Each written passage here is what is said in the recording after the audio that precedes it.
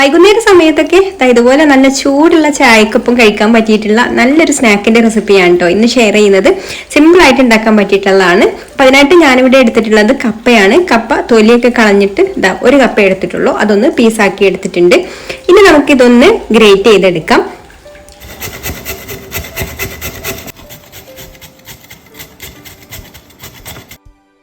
അപ്പൊ അത് മുഴുവൻ പീസ് കപ്പയെ ഞാനിവിടെ ഗ്രേറ്റ് ചെയ്തെടുത്തിട്ടുണ്ട് കേട്ടോ. ഇനി നമുക്ക് ഇതിലേക്ക് കുറച്ച് കൂടുതൽ തന്നെ വെള്ളം ഒഴിച്ചു കൊടുക്കാം. സാധാരണ പച്ചവെള്ളമാണ് ഒഴിച്ചു കൊടുത്തിട്ടുള്ളത്.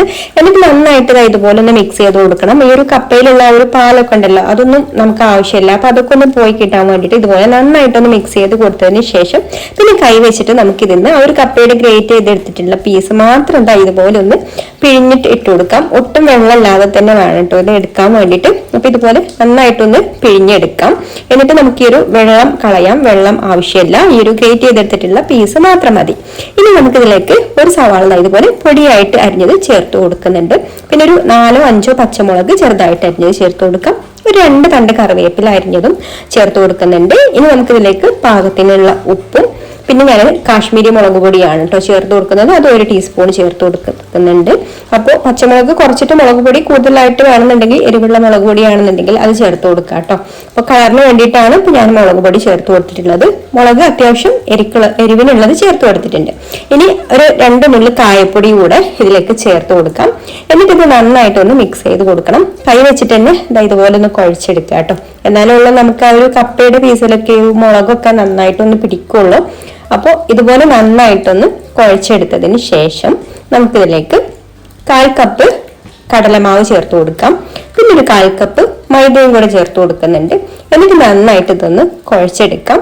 പിന്നെ ഇതിലേക്ക് നമ്മൾ വെള്ളമൊന്നും എക്സ്ട്രാ ചേർത്ത് കൊടുക്കുന്നില്ല, വെള്ളത്തിന്റെ ആവശ്യമൊന്നും ഇല്ല കേട്ടോ ഇതിലേക്ക്.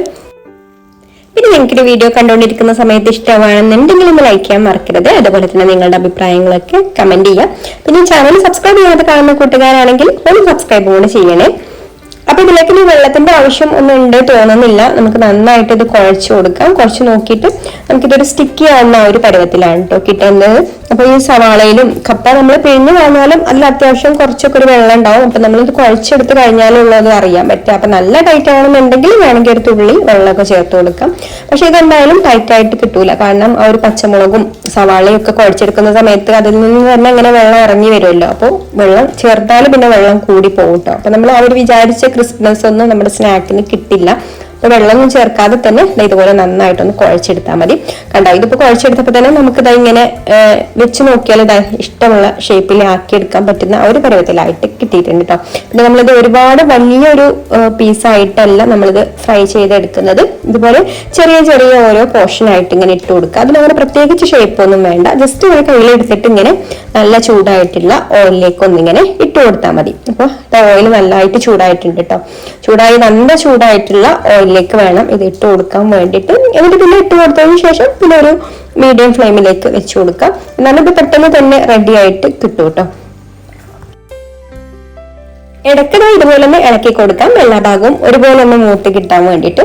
എന്നിട്ട് നമ്മളതൊന്ന് മൊരിഞ്ഞിട്ട് ഈ ഒരു എണ്ണയുടെ മുകളിൽ പൊങ്ങി നിൽക്കുന്നത് കണ്ടോ, ഒരു തിളക്കം നിൽക്കുന്ന പരുവത്തിലാവുമ്പോൾ ഇത് ക്രിസ്പി ആയിട്ട് വന്നിട്ടുണ്ട്. ഇനി നമുക്ക് ഹൈ ഫ്ലെയിമിൽ വെച്ചിട്ട് ഒന്നും കൂടെ ഇതൊന്ന് ഇളക്കി കൊടുത്തതിന് ശേഷം നമുക്ക് കോരിയെടുക്കാം.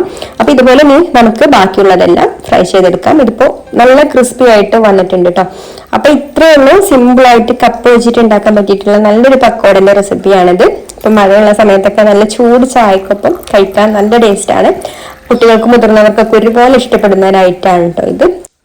അപ്പൊ റെസിപ്പി ഇഷ്ടമായിട്ടുണ്ടെങ്കിൽ ഒന്ന് ഷെയർ ചെയ്യാൻ മറക്കരുത്. അപ്പൊ മറ്റൊരു നല്ല റെസിപ്പിയുമായിട്ട് അടുത്ത വീഡിയോയിൽ കാണാം. Thanks for watching.